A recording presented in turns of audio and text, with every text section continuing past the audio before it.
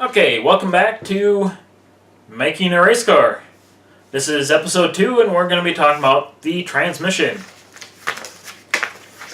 Previously we talked about which engines we're going to play around with trying to get, and we essentially picked out the LS motor essentially just because of the availability of parts and the size constraints of trying to wedge it into the smaller crossfire engine bay. So we got a bunch of different choices for transmissions. I've already mentioned my desire to do a full manual. It's like automatics are good for what they're good at, like drag racing, getting that repeatability. They've started getting a little bit better with the 8-speed paddle shifting modern stuff you have in the Corvettes and Camaros and that type of stuff. But to me, it's still just not quite what I'm into. It's like I don't necessarily want to come up to a corner, remember what gear I am, and tap the paddle enough times to get in the gear that I want. I just kind of want to know when I'm coming into a corner that I want to grab second, so I can just pull it out of fourth, hit the brake, throw it in second, and just nail it. Between that and the budget constraints, you're not going to want to go sequential with that type of stuff, because a lot of times from what I was looking at, a lot of the sequential boxes is they're really only rated for about 500 horsepower. So these big turbo torque monsters aren't well suited for that. So pretty much you're stuck with some of the major aftermarket or OEM holdings. You'll have things like the TKO from Tremec and T56 Magnum. The issue you're going to run into with the little TKOs is they're kind of starting to run into the edge of their power ability. There are a couple places that have made a TKO supposedly hold 900 horsepower, but if we're going more for a longevity type of thing, we're going to need an even bigger transmission. So essentially, it's easier than picking an engine, because pretty much everyone else goes with a T56. This will probably be our biggest expenditure on this project, from looking at all the prices of used T56. They're sitting at like $2,300, $2,400 for a used one.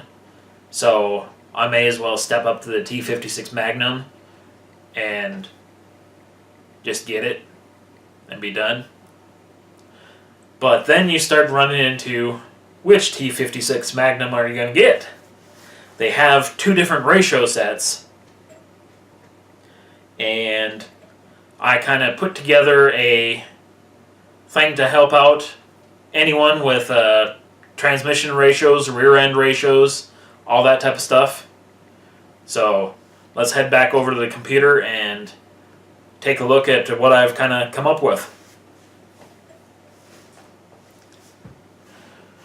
So as you can see on this Excel spreadsheet, of course I'll make this available to anyone that wants to download a copy of it for future usage. It's like we got RPM range, your gear ratios down here, the ring and pinion ratio, tire size, so a 285, 35, R19, comes up with the diameter over here. And then down here we've got max redline, where you're probably going to shift at. We put that at about 68 and 65 just for good references. And then down here it will actually calculate the RPM drop at the shift RPM level. So like first to second, you shift from first into second at 6,500, it's going to drop 2150 RPMs, so you'll be hitting 4350. You can play around with a lot of that. This is the close ratio transmission. Alright, here are our ratio choices. So let's just punch in the 297.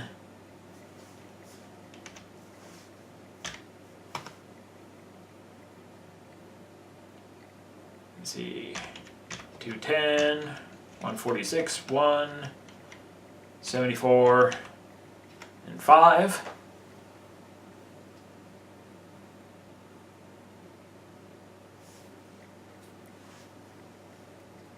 So then you can go and take a look at your different speeds and your RPM drops, and then you can actually see like a graph of where the speed to RPM is at. And then I created this other one with the shift graph, so it gives you kind of that Gran Turismo Forza type of look to it. So it's like you can see that cruising around, it'll be topping out 5th gear at 214 miles an hour. Then if we go back over and switch it to the other style, let's go back to the 2.66. Then you can see the 1-2 shift takes the bigger drop with the return of smaller drops in all the final ones. So when we switch over here, you can see where your RPM drop will catch you.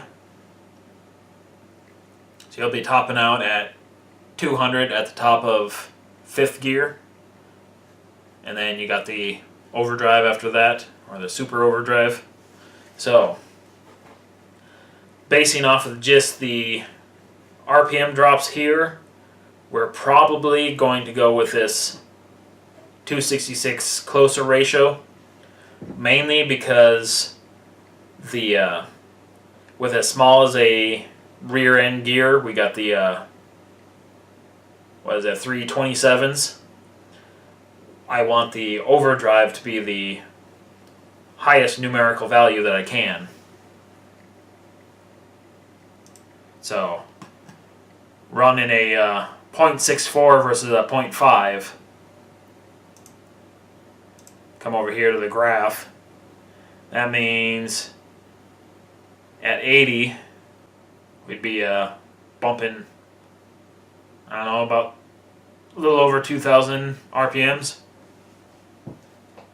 Oh, there we go. At 80, at 2,000 RPMs, we'll be doing 76, 85, 2,200 RPMs. So even that's a little on the low side. If we swing back out here and see what a 0.5 looks like again, you'd be setting the cruise at 100 miles an hour at 2,000 RPM. So 6th gear would pretty much be completely wasted in that other transmission. So we're definitely going to go with this ratio. So yeah, it's something fun that I played around with. Helps sink into your brain. Like even if you wanted to see what extent having like a 410 gear would be, you can come back over to your shifts graphs. It's like with a 410, you'd be maxing out 5th gear at 160. So it's like when you look at it like this, if you're into the whole drag racing type of stuff, your 4th gear would be here. So you would want to be trapping at that, so you might not want this transmission for that particular reason. So it at least gives you more information make your choice easier or harder, whichever. Then of course the other benefit to the setup I'm going for is over here you can see we can do 0 to 60 in just one single gear. So that will be entertaining and fun. So we just need a power band from about 4,000 out to redline. That'll give us from anything from 40 miles an hour to 60 in just first gear. So that'll be a good spot for us to be in and make for one heck of a fun car.